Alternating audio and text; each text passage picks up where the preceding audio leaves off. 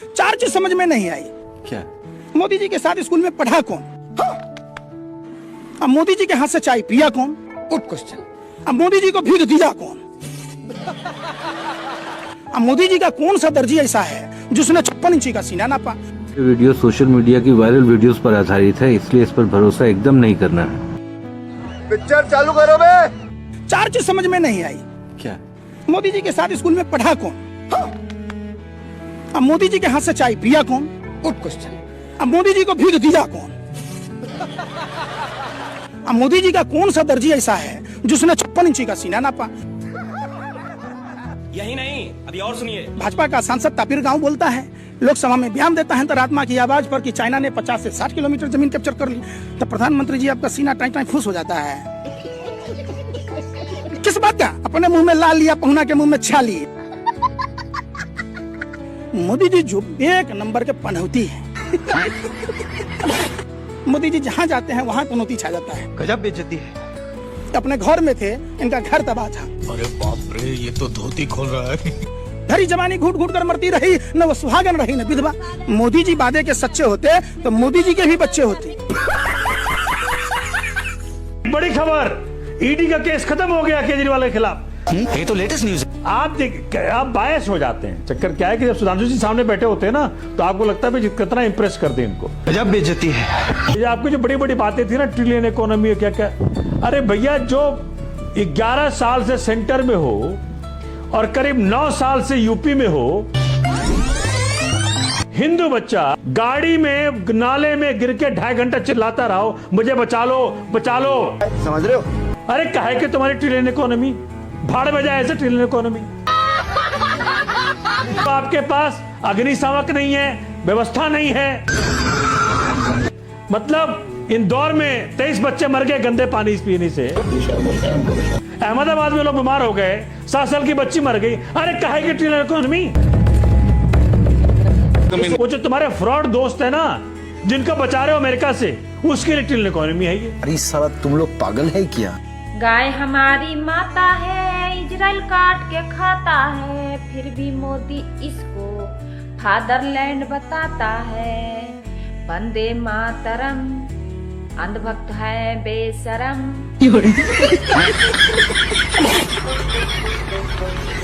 भाई ये प्रधानमंत्री निवास के सामने बीआर कैंप है। यहाँ के लोगों को नोटिस आ गया है कि 6 मार्च तक आप खाली कर दो।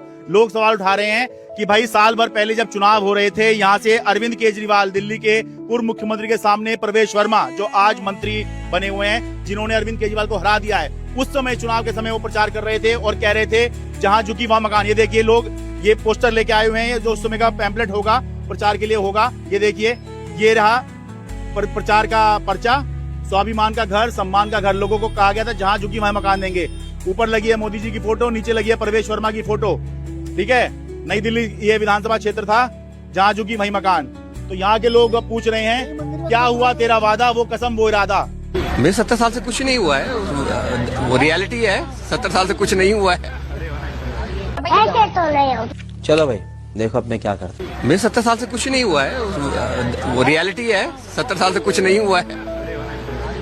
इस देश में कुछ नहीं हो सकता। नहीं, बिल्कुल कुछ नहीं हुआ है। वो आपके साथ ही चाइना निकला था, और चाइना कहाँ पहुँच गया और हम कहाँ पहुँचे हैं। हमारे साथ तो एकदम पाकिस्तान निकला था। नहीं, पाकिस्तान तो यार मैं किसी गधे से थोड़ा ना अपने को कंपेयर करूंगा। मैं 5000 पुरानी सिविलाइजेशन हूँ। तो ये जब चुनाव आता है तो पाकिस्तानी की चर्चा ज्यादा होती है चाइना से। Good question. नहीं, ऐसा कुछ नहीं है। वो पुरानी गवर्नमेंट्स का था, पाकिस्तान की चर्चा, पाकिस्तान के साथ एक। बिहार में चुनाव हो रहा था, अमित शाह जी का बयान है, बटन यहाँ दबेगा, अगर यहाँ जीते नीतीश और लालू तो ताली पाकिस्तान में बजेगी। यार नहीं, देखिए मैं पॉलिटिकल आदमी नहीं हूँ। मैं एक नॉर्मल सीधा साधा। क्या करते? वो प्रोफेशन छोड़ दीजिए, मैं डिस्क्लोज नहीं कर सकता, लेकिन इस देश का मैं एक सिटीजन हूँ। और आप ये मानते हैं कि 70 सालों में पीछे इस देश में कुछ भी नहीं हुआ? बिल्कुल सही। सब कुछ जो भी हुआ है वो देश के खिलाफ हुआ है। नेहरू को एक भी वोट नहीं मिला था प्राइम मिनिस्टर बनने का। Out of 15 votes in the constituency उस टाइम 12 वोट सरदार वल्लभ भाई पटेल को मिले थे। जो सच्चाई है वो सच्चाई है। सच्चाई आपसे छुपा दी गई। सुभाष चंद्र बोस को गायब कर दिया गया। तो ये सारी चीजें सच्चाई है। एजुकेशन सिस्टम, क्या डेवलपमेंट की है यार? कुछ डेवलपमेंट नहीं की है। सुभाष अरे झूठ बोल रहा है ये झूठ। चंद्र बोस कांग्रेस के प्रेसिडेंट कभी थे कि नहीं? बिल्कुल। और क्यों हटाए गए थे कांग्रेस के प्रेसिडेंट से, वो भी आपको मालूम होना चाहिए ना। जस्ट बिकॉज महात्मा गांधी को नहीं पसंद थे। बात यह है कि आप ऐसे शब्द का प्रयोग कर रहे हैं राष्ट्रपिता के लिए, वो मैं अपने चैनल पे दिखा नहीं सकता। नहीं, सुनिए, राष्ट्रपिता नहीं है वो, ठीक है, वो आप किसी ने कहिए। बना दिया गया। यही आजादी है और इस नहीं, तरह आजादी की बात नहीं है। जो 70 साल में बनाया था वो 8 साल में बेच दिया। लाल किला तक नहीं संभाला गया इनसे। लाल किला कुतुब मीनार तक नहीं संभाला गया इनसे। आप बता सकते ना भाई साहब से, आप सिर्फ मुझे बता दीजिए कि महात्मा गांधी को राष्ट्रपिता किसने कहा? मुझे नहीं मालूम किसने कहा। हवा निकल गई। मैं बता देता हूँ। हाँ जी बोलिए। सुभाष चंद्र बोस ने ठीक है, उन्होंने बोला अपने रेडियो के संबोधन में। वो दैट्स ओके, बट वो आप सुभाष चंद्र बोस को क्या मानते हैं? नहीं, सुभाष चंद्र बोस को मैं अपने लीडर मानता हूँ। आज आपको ये पता चला कि राष्ट्रपिता सुभाष चंद्र बोस ने कहा। नहीं, वो ठीक है यार, किसी एक आदमी बोलने से वो हम सबके। राष्ट्रीय सुरक्षा सलाहकार कह रहे हैं प्रतिशोध लेना होगा। हर युवा के अंदर एक आग होनी चाहिए कि अतीत में जो हुआ उसका बदला लेंगे। ये डोभाल साहब का ये रंग है और ये समय समय पर दिखता रहता है। और ये अब ये पहलगाम में आतंकी आकर घुस जाते हैं, अभी तक किसने वो साजिश रची, वो उसका भंडाफोड़ अभी तक नहीं हुआ। पुलवामा का भंडाफोड़ आज तक हमें पता ही नहीं लगा। वो हमारे 40 सीआरपीएफ के जवान कैसे मरे, कैसे एक गाड़ी आरडीएक्स से भरी हुई वो उस बस से आकर टकरा गई। अगर आप पहलगाम में है और आपको कुछ कहना है तो आप उस बारे में तो बात नहीं कर सकते हैं। उस बारे में तो सवाल इतने हैं कि जिनके आप जवाब नहीं दे पाएंगे, तो आप कुछ तो बात करेंगे। वो ये तरीका है बात करने का, यही है जहां पर वो कुछ बोल सकते हैं। ये जो लगातार विश्वगुरु वाली जो बात है, जो आपने बहुत कायदे से उठाई, आप ये देखिए कि भारत कितना खर्च करता है शिक्षा पर, 4.5%, 4%। आप अगर विश्वगुरु बनना चाहते हैं तो शिक्षा पर जरूरत होनी चाहिए 6%। आपने कहा न्यू एजुकेशन पॉलिसी में। दिबांग, मेरे घर में भी एक मंदिर है, पर मंदिर बनाने से आधुनिक राष्ट्र बन जाएगा क्या? पर अगर आप एजुकेशन पे ही रहे, चाइना में कितना खर्च होता है? 11% खर्च करता है चाइना। भारत में केवल 1% R&D पर खर्च होता है जीडीपी का। चीन में 2.6% होता है। ध्यान रहे कि उनकी जीडीपी आपकी जीडीपी से 5% ज्यादा है। मैं एक चाइना एक्सपर्ट का वीडियो देख रहा था दिबांग, जो BYD कंपनी है जिसने अब टेस्ला को भी मात दे दी है, दांत खट्टे कर दिए ई कार्स को लेकर। मैं भी यहाँ पर बता दूं दर्शकों, एक ई कार ही इस्तेमाल करता हूं। बिल्कुल।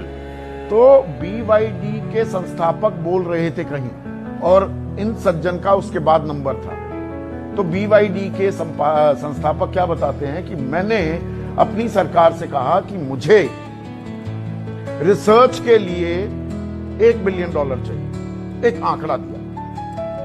सरकार ने क्या कहा, 15 बिलियन लो, टारगेट सेटिंग करो, टाइम बताओ कब तक टेस्ला को पीछे छोड़ दोगे।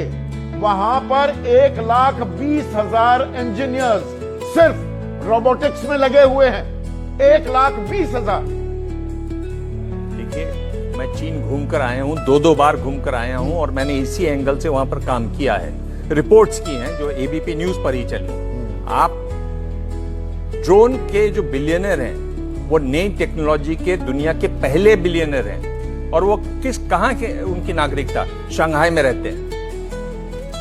तो न्यू टेक्नोलॉजी की अगर बात हो रही हो, जिस तरह से रिसर्च हो रही है, मेडिसिन पे मैं इतना पढ़ रहा हूं आजकल, जिस तरह से मेडिसिन में चाइना में रिसर्च हो रही है और जिस तरह के नए नए पेपर्स आ रहे हैं, जिस तरह के पेटेंट्स हो रहे हैं, चीन इस समय सबको मात। सबसे बड़ी लड़ाई कौन जीती है? 1971। पूरी दुनिया में गिनीज बुक ऑफ रिकॉर्ड है। 1971 की लड़ाई में पाकिस्तान के 93,000 फौजियों ने सरेंडर किया था। 93,000। उससे बड़ी जीत दुनिया में किसी की नहीं। ऐसा क्यों हुआ था, आप कभी गौर कीजिएगा।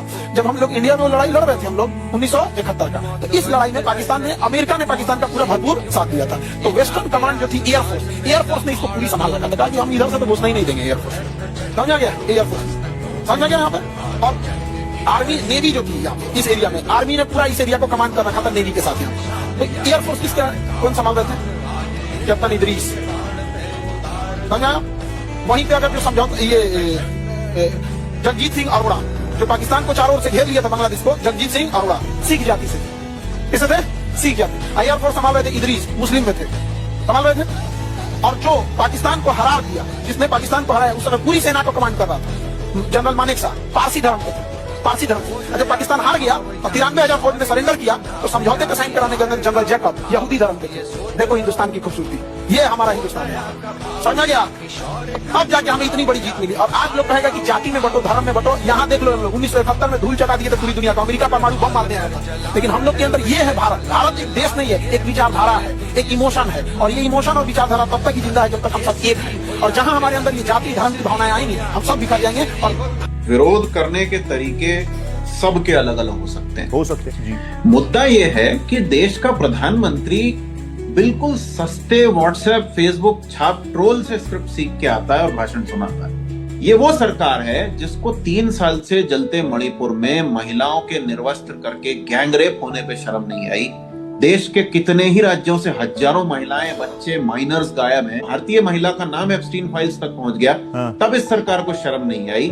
करोड़ों बच्चे मैल न्यूट्रिशन का शिकार होकर मर रहे हैं, उनके सर पे ना छत है ना उनके पास कपड़ा है, तब इस सरकार को शर्म नहीं आई। लेकिन यूथ कांग्रेस के 5-6 लड़के बिना टी शर्ट के खड़े हो गए तो इनको शर्म आ गई। इस सरकार का अभिवादन होना चाहिए कि बेगैरतों, बेशर्मों, कभी जाके तो तुमको शर्म आई। इस बात के लिए थैंक यू का एक कार्यक्रम चलाइए आप कि आपको शर्म आ गई मोदी जी, थैंक यू। मध्य प्रदेश, आसाम, पता नहीं कहां इन लोगों ने हर जगह पीसीसी के कार्यालयों पर आक्रमण किया है। नए भारत में पत्थरबाजों को ढूंढने के लिए कश्मीर तक जाने की जरूरत नहीं है रोहित। पत्थरबाज मध्य प्रदेश में है, पत्थरबाज आसाम में है। मंदसौर में हमारी एक महिला साथी ने चप्पल दिखा के भगाया है इनको। ये कायर भी हैं, झूठे भी हैं और देश से धोखा तो कर ही रहे हैं। उस एआई समिट में गलगोटिया यूनिवर्सिटी ने कागज का प्लेन बना के रखा था एआई के नाम। थर्मोकोल। जो अपने आप को टेक्नोलॉजी का मंत्री कहता है, वो आदमी ने क्या किया कि जिसको कि वाणिज्य मंत्री कहा जाता है, वो प्रेस कॉन्फ्रेंस करके कहता है कि भैया मोदी जी ने डील करा दी। डील क्या कराई? वो एप्स्टीन फाइल के मेल में और ट्रंप के ट्वीट में पता भाई मैं क्या पता मणिपुर की प्रॉब्लम जिस तरीके से वो टैकल कर रहे हो, आपका तरीका अलग हो। एक ऐसे गृह मंत्री, ऐसे प्रधानमंत्री जो दिन रात अपने नाम का डंका बजवाते रहते हैं, बजता फटा ढोल है लेकिन उन्हें डंका लगता है। उन लोगों ने मणिपुर को 3 साल से जलने दिया, कुछ नहीं किया। तो महिलाओं को निर्वस्त्र करा के घुमाया गया, वीडियो सर्कुलेट हो रहा है और वो चीफ मिनिस्टर इस बात पे रैली निकाल रहा है अपनी सरकार में रहते हुए कि वीडियो सर्कुलेट हो गया। कि ऐसी बेशर्मियों के बीच में हमें इस घटना को शर्म की निगाह से नहीं, यूथ के फ्रस्ट्रेशन की निगाह से देखना चाहिए। इस देश के किसी भी एक एवरेज युवा को पकड़ के पूछिए जो परीक्षाओं में, जो नौकरियों के फॉर्म भर भर के लुट रहा है, उसके कितने कपड़े उतर यश भाई मैंने मेरे को दिखाने की कोशिश कर रहे हैं। मैं तो दिखा रहा हूँ कि आपकी असलियत क्या है। कितने बड़े चोर हो, के प्रति बिके हुए रोएंगे। बच्चा पार्क वाली कहानियां सुनाते हो आरएसएस वाली की। आप भी एक महिला है, क्या एप्स्टीन का साथ देने वाला लोग आपकी नजर में सही है या गलत है? Good question. मेरी नजर में कतई सही नहीं। वहाँ बच्चियों की चीखें आपको सुनाई दी, शर्म नाम की चीज होगी आप पत्रकारों का। एक भी भारत का मीडिया नहीं चला रहा है। बात तो सही अगर वही विपक्ष के किसी नेता के यहाँ का चपरासी, अरे सुन तो लो, मैं क्या कहा, अगर सपोज कीजिए कि राहुल गांधी के यहाँ कोई ड्राइवर है, तेजस्वी यादव के यहाँ कोई प्यून है, अखिलेश जी के यहाँ है, तब आप क्या करते हैं? क्या करते आप? नागिन डांस कैसे नाच रहे होते? नहीं ना, तो इजराइल पहुंच जाते लाइव टेलीकास्ट। ऐसा हो सकता था कहीं आइलैंड पर भी पहुंच जाते आप। अरे यार, मैं क्या बोला, विपक्ष के किसी भी नेता के एक भी कर्मचारी का नाम होता तो आप लोग नागिन डांस कर रहे होते, लेकिन पप्पा का नाम आया है तो क्या कहोगे अनभक्त गोदी मीडिया के पत्रकारों के? ये काम ठीक हो रहा है कि नहीं? ये काम अभी तक 2000 हमारा ख्याल 2014 से काम अभी तक सभी बढ़िया हो रहे हैं, कोई प्रॉब्लम नहीं। जब से मोदी जी आए बिंदास कागज ढूंढिए, कागज में लगे रहिए, कोई टेंशन नहीं, विदाउट टेंशन। 5 किलो राशन लीजिए, रोटी बनवाइए, कागज ढूंढिए। पहले ही बात कागज ढूंढा है, इसके पहले भी नहीं, अरे उसमें इससे पहले अभी कागज बदलवाइए, फिर उसके बाद आया कि वो बनवाइए, आधार कार्ड बनवाइए। अब आधार कार्ड नहीं होगा तो उसके पीछे फिर आप जन्म प्रमाण पत्र बनवाइए, और जन्म प्रमाण पत्र भी नहीं चलेगा तो फिर आप अपने बाप दादों के जन्म प्रमाण पत्र बनवाइए। कुछ ना कुछ बनवाइए आप, बस फ्री मत रहिए। बिल्कुल, बहुत काम है, काम की कोई कमी नहीं। तहसील कचहरी जाते हैं। बिल्कुल, भाजपा एक ऐसी गाड़ी लेके चल रही है जिसमें चारों इंडिकेटर जल रहे हैं।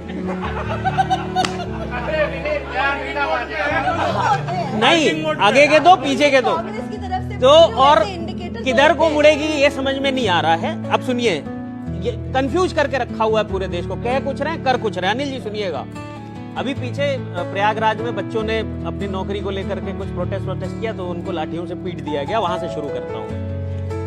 आपके शासन में बेरोजगारों के सपने कब तक टूटेंगे? भाजपा की थ्योरी है बटोगे तो कटोगे, और प्रैक्टिकल है जुटोगे तो कूटेंगे।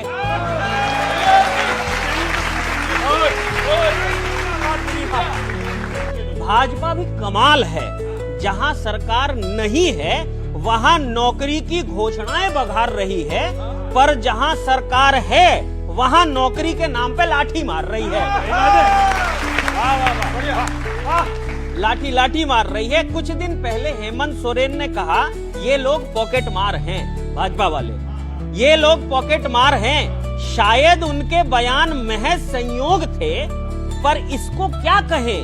मिथुन चक्रवर्ती की जेब वहां कटी जहां सिर्फ भाजपा के लोग थे। भाजपा का अलग स्टाइल है, दूसरों के तवे पर अपनी रोटी सेक लेती है। दुनिया पहले इस्तेमाल करो फिर विश्वास करो करती है, बीजेपी इस्तेमाल करके फेंक। बहुत बहुत धन्यवाद। हमारा वीडियो कैसा लगा कमेंट करके बताइएगा, और हाँ, इस चैनल को सब्सक्राइब करना नहीं भूलना है। धन्यवाद। जय हिंद, जय भारत।